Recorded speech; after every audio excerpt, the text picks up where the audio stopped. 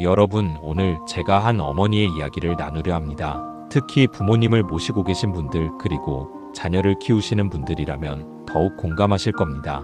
62세 순이라는 권사님이 있었습니다. 순이 권사는 평생 세 자녀를 키우며 기도하는 어머니로 살아왔습니다. 남편이 일찍 돌아가셔서 순이 권사는 혼자 세 아이를 키웠습니다. 쉽지 않았습니다. 낮에는 식당에서 설거지 일을 하고 밤에는 청소 일을 했습니다. 하지만 순이 권사에게는 한 가지 포기하지 않은 것이 있었습니다.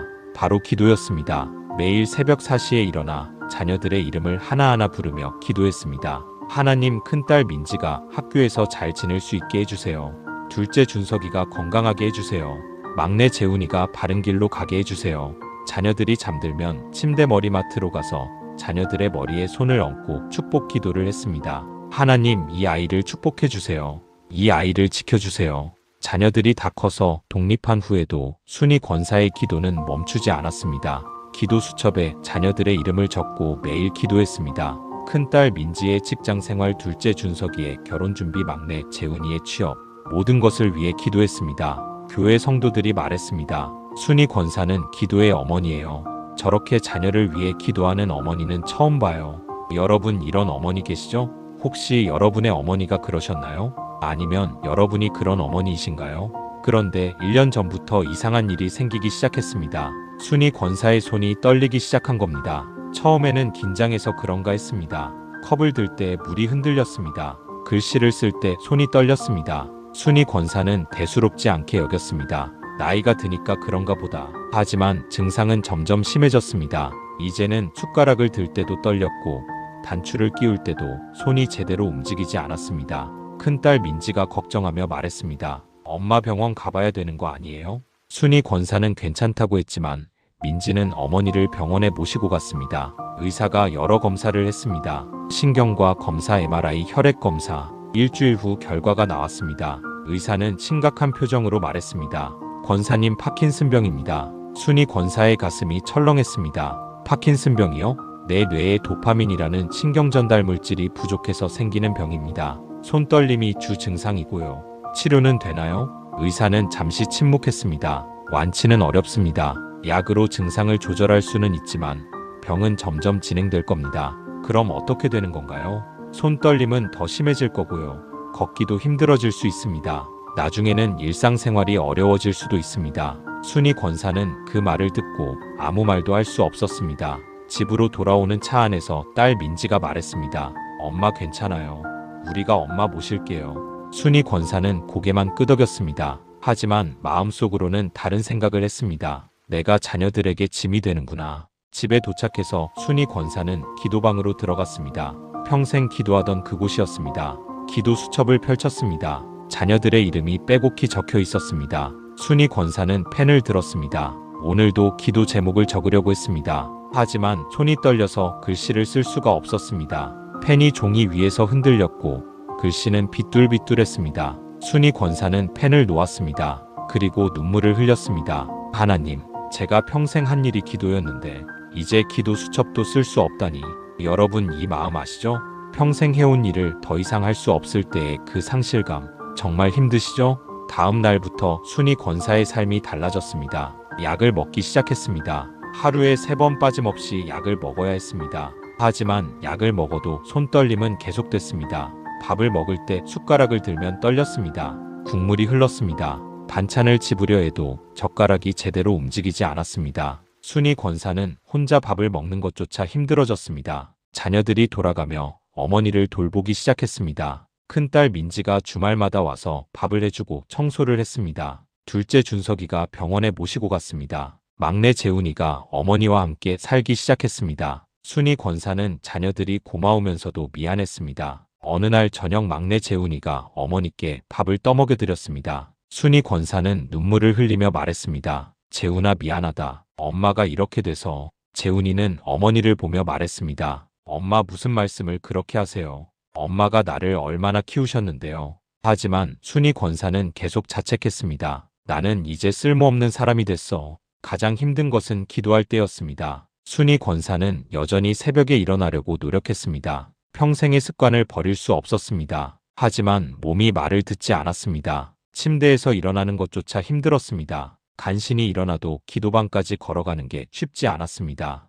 기도 수첩을 펼치려 해도 손이 떨려 페이지를 넘길 수조차 없었습니다. 순이 권사는 무릎을 꿇고 그냥 울었습니다. 하나님, 저는 이제 아무것도 할 수 없습니다. 자녀들을 위해 기도조차 제대로 할 수 없습니다. 3개월이 지났습니다. 병은 점점 악화됐습니다. 이제 순이 권사는 혼자서는 거의 아무것도 할 수 없게 됐습니다. 어느 주일 교회에 나갔습니다. 재훈이가 어머니를 부축해서 예배당에 앉혔습니다. 찬양 시간이 시작됐습니다. 순이 권사는 찬양집을 들고 싶었지만 손이 떨려서 들 수 없었습니다. 옆에 있던 성도가 순이 권사의 찬양집을 함께 잡아주었습니다. 순이 권사는 눈물을 흘리며 찬양했습니다. 목소리마저 떨렸지만 최선을 다해 불렀습니다. 예배가 끝나고 목사님이 순이 권사를 보셨습니다. 순이 권사님, 잠깐 얘기 좀 할까요? 목사님 사무실에서 목사님이 조심스럽게 물었습니다. 권사님, 요즘 많이 힘드시죠? 순이 권사는 고개를 끄덕이며 눈물을 흘렸습니다. 목사님, 저는 평생 자녀들을 위해 기도했어요.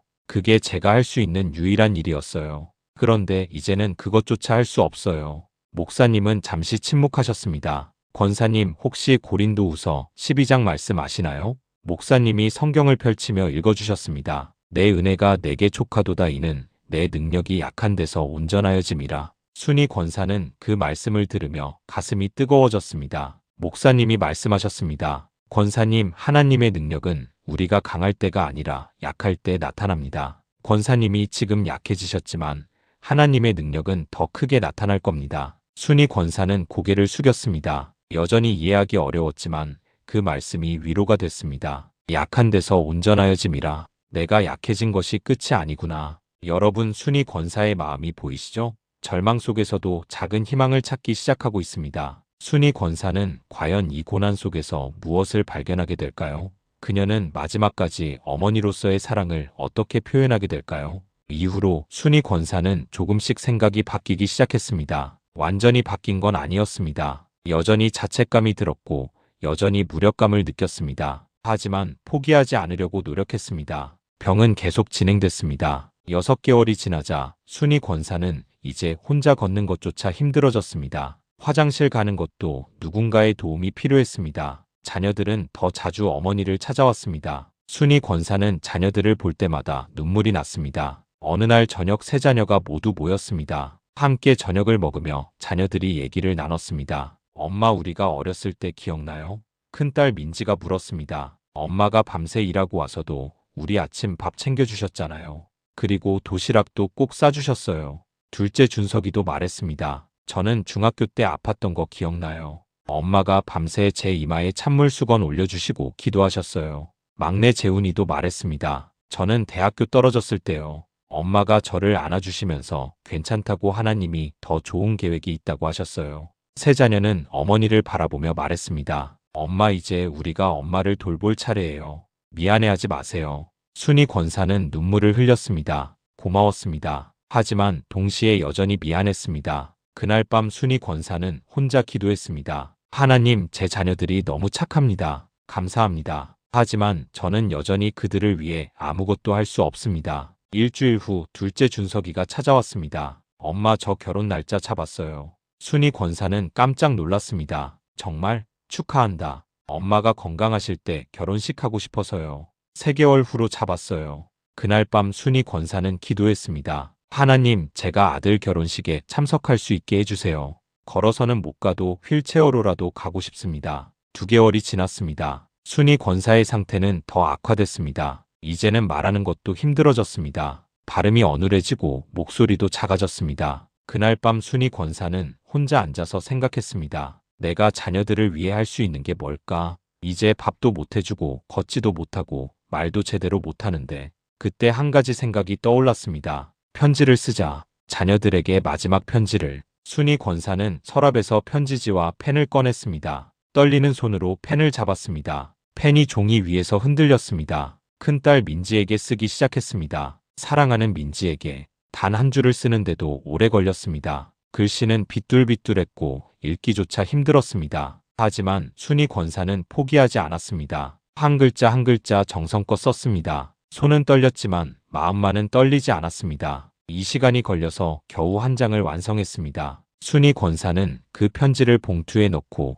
민지 이름을 적었습니다. 역시 글씨는 삐뚤삐뚤했습니다. 다음 날 둘째 준석이에게도 편지를 썼습니다. 그 다음 날은 막내 재훈이에게 매일 조금씩 편지를 써내려갔습니다. 어느 주일 교회에 나갔습니다. 순이 권사는 이제 휠체어를 타야 했습니다. 재훈이가 어머니를 휠체어에 태워 교회에 갔습니다. 예배 시간에 목사님이 설교하셨습니다. 제목은 욥의 믿음이었습니다. 목사님이 말씀하셨습니다. 욥은 모든 것을 잃었습니다. 재산도 자식도 건강도. 하지만 욥은 이렇게 고백했습니다. 주신 이도 여호와시오 거두신 이도 여호와시오니 여호와의 이름이 찬송을 받으실지니이다. 순이 권사는 그 말씀을 듣고 가슴이 뛰었습니다. 목사님이 계속 말씀하셨습니다. 욥은 이해할 수 없었습니다. 왜 이런 일이 생겼는지. 하지만 욥은 감사했습니다. 하나님이 주셨다는 것 그 자체에. 순이 권사는 눈물을 흘렸습니다. 나도 그렇구나. 나도 건강을 잃었지만 자녀들은 여전히 있어.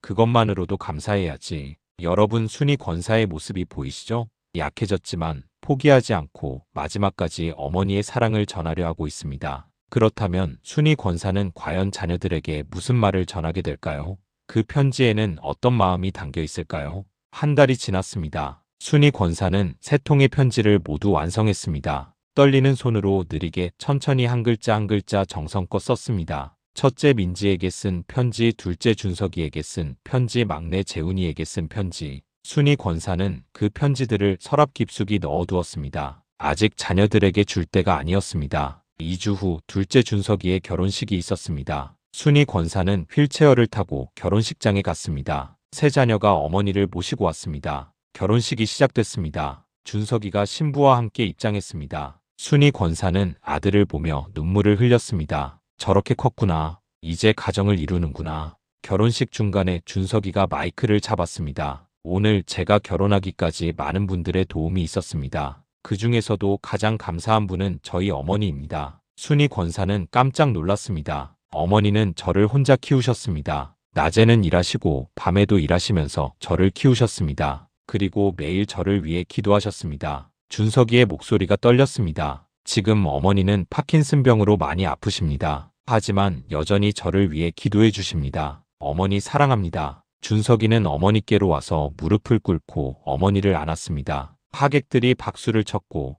많은 사람들이 눈물을 흘렸습니다. 순이 권사는 아들을 안으며 떨리는 목소리로 말했습니다. 행복하게 잘 살아라. 결혼식이 끝나고 집으로 돌아왔습니다. 순이 권사는 피곤했지만 행복했습니다. 아들의 결혼식을 볼 수 있어서 감사했습니다. 그날 밤 순이 권사는 기도했습니다. 하나님 감사합니다. 제가 아들의 결혼식을 볼 수 있게 해주셔서 감사합니다. 이제 여한이 없습니다. 일주일이 지났습니다. 순이 권사의 상태가 급격히 악화됐습니다. 이제는 거의 움직일 수도 없고 말도 거의 할 수 없게 됐습니다. 의사가 자녀들을 불러서 말했습니다. 어머님 상태가 많이 안 좋습니다. 마음의 준비를 하시는 게 좋을 것 같습니다. 병실에서 순이 권사는 자녀들을 보며 미소 지었습니다. 말은 못해도 눈빛으로 사랑한다고 말했습니다. 어느 날 저녁 순이 권사가 막내 재훈이를 불렀습니다. 재훈아, 집에 가서 서랍, 편지. 재훈이는 급히 집에 가서 어머니 서랍을 열었습니다. 거기에 세 통의 편지가 있었습니다. 재훈이는 그 편지들을 가지고 병원으로 돌아왔습니다. 순이 권사는 떨리는 손으로 각 자녀에게 편지를 하나씩 건넸습니다. 자녀들은 편지를 받았습니다. 그날 밤 순이 권사는 평안한 얼굴로 잠들었습니다. 그리고 다음 날 새벽 조용히 하늘나라로 갔습니다. 장례식장에서 세 자녀는 어머니의 편지를 함께 읽었습니다. 큰딸 민지가 먼저 자신의 편지를 펼쳤습니다. 글씨는 비뚤비뚤했지만 읽을 수 있었습니다. 사랑하는 민지에게 엄마가 너를 낳았을 때를 기억한다. 너무 작고 예뻤어. 엄마는 내 작은 손을 보며 기도했어. 이 아이가 하나님을 사랑하는 사람으로 자라게 해주세요. 민지는 울면서 편지를 계속 읽었습니다. 너를 키우는 게 힘들었지만 행복했어. 내가 웃을 때마다 엄마는 모든 피곤함을 잊었어. 내가 학교에서 상을 받아올 때마다 엄마는 하나님께 감사했어. 이제 엄마는 너를 위해 밥을 해줄 수도 없고 안아줄 수도 없어. 하지만 엄마의 사랑은 변함없어. 민지야, 너는 훌륭한 딸이야. 엄마를 이렇게 잘 돌봐줘서 고마워. 이제 엄마는 걱정하지 마. 엄마는 하나님 곁에서 평안할 거야. 그리고 민지야, 기억해. 엄마가 너를 위해 기도한 시간들이 내 인생 최고의 축복이었어. 병이 와서 슬픈 게 아니라 너를 위해 기도할 수 있어서 감사했어. 엄마는 마지막 순간까지 너를 사랑한다. 민지는 편지를 읽고 울었습니다. 둘째 준석이도 자신의 편지를 읽었습니다. 사랑하는 준석아, 너는 엄마의 자랑이야. 내가 태어났을 때 엄마는 하나님께 감사했어. 아들을 주셔서 감사하다고. 너를 키우면서 엄마는 많이 기도했어. 준석이가 바른 사람으로 자라게 해주세요. 준석이가 좋은 아버지가 되게 해주세요. 이제 내가 결혼했구나. 엄마는 너무 행복해. 내 결혼식을 볼 수 있어서 감사했어. 준석아, 아내를 사랑해. 그리고 좋은 아버지가 돼. 엄마가 너를 키운 것처럼 내 자녀를 사랑으로 키워. 엄마가 비록 아프지만 후회는 없어. 너를 키운 시간이 엄마에게는 가장 귀한 시간이었어. 엄마는 마지막까지 너를 축복한다. 준석이도 눈물을 흘렸습니다. 막내 재훈이도 편지를 펼쳤습니다. 사랑하는 재훈아, 너는 엄마의 막내야. 엄마가 가장 오래 품에 안고 있던 아이야. 내가 어렸을 때 많이 아팠지. 엄마는 밤새 내 옆에서 기도했어. 하나님, 이 아이를 지켜주세요. 이제 너는 다 자라서 엄마를 돌봐주는구나. 엄마한테 밥을 먹여주고 화장실도 데려다주고. 재훈아, 미안해. 그리고 고마워. 엄마가 아파서 너한테 많은 짐을 주었어. 하지만 너는 한 번도 싫은 내색을 하지 않았어. 재훈아, 엄마는 내가 자랑스러워. 내가 좋은 사람으로 자라줘서 감사해. 이제 엄마는 너를 놓아줘야 해. 하지만 엄마의 사랑은 너와 함께 있을 거야. 재훈아, 행복하게 살아. 그리고 기억해. 엄마가 너를 사랑했다는 것을. 떨리는 손이지만 이 마음만은 변함없어. 재훈이는 편지를 읽고 소리내어 울었습니다. 세 자녀는 서로를 안으며 울었습니다. 순이 권사님은 평생 기도하는 어머니로 사셨습니다. 파킨슨병으로 손이 떨리고 몸이 약해졌지만 자녀를 향한 사랑은 변하지 않았습니다. 목사님의 목소리가 떨렸습니다. 오히려 약해질수록 그 사랑은 더 진하게 느껴졌습니다. 떨리는 손으로 쓴 편지에는 온통 사랑이 담겨 있었습니다. 순이 권사님은 우리에게 보여주셨습니다. 진짜 사랑은 환경에 좌우되지 않는다는 것을, 건강할 때만이 아니라 아플 때도 변함없이 사랑할 수 있다는 것을. 목사님이 성경을 펼치셨습니다. 고린도전서 13장입니다. 사랑은 오래 참고 사랑은 온유하며 사랑은 언제까지나 떨어지지 아니하되. 순이 권사님의 사랑이 그랬습니다. 언제까지나 떨어지지 않았습니다. 1년이 지났습니다. 큰딸 민지가 교회에서 간증을 했습니다. 저희 어머니는 파킨슨병으로 많이 아프셨습니다. 손이 떨리고 걷지도 못하셨어요. 어머니는 떨리는 손으로 저희에게 편지를 쓰셨어요. 한 글자 쓰는데도 오래 걸렸을 거예요. 하지만 어머니는 포기하지 않으셨어요. 그 편지를 읽으면서 저는 깨달았어요. 진짜 사랑은 완벽한 상태에서 나오는 게 아니라는 것을요. 오히려 약하고 불완전할 때 더 진한 사랑을 느낄 수 있다는 것을요. 혹시 여러분 중에도 난치병으로 힘들어하시는 분이 계신가요? 혹은 가족 중에 그런 분이 계신가요? 여러분, 오늘 이 말씀을 기억하세요. 우리가 약해졌다고 해서 사랑할 수 없는 게 아닙니다. 고린도후서 12장 9절 말씀입니다. 내 은혜가 내게 족하도다. 이는 내 능력이 약한 데서 온전하여짐이라. 여러분 보이십니까? 하나님의 능력은 우리가 약할 때 나타납니다. 우리도 그렇습니다. 우리가 약하고 불완전해도 우리 안에 하나님의 사랑이 있으면 그것으로 충분합니다. 그러니 포기하지 마십시오. 난치병이 왔어도 삶이 끝난 게 아닙니다. 오히려 더 깊은 사랑을 나눌 수 있는 기회입니다. 고통 속에서도 감사하십시오. 순이 권사처럼 마지막까지 감사하며 사랑하십시오. 그 사랑이 가족에게 가장 큰 유산이 될 것입니다. 오늘 여러분도 순이 권사처럼 고통 속에서도 빛나는 믿음을 가지시기 바랍니다. 사랑하는 여러분, 하나님의 평안이 여러분 모두와 함께 하시기를 기도합니다. 약해져도 괜찮습니다. 하나님의 사랑은 우리 안에 있습니다. 예수님의 이름으로 축복합니다. 아멘.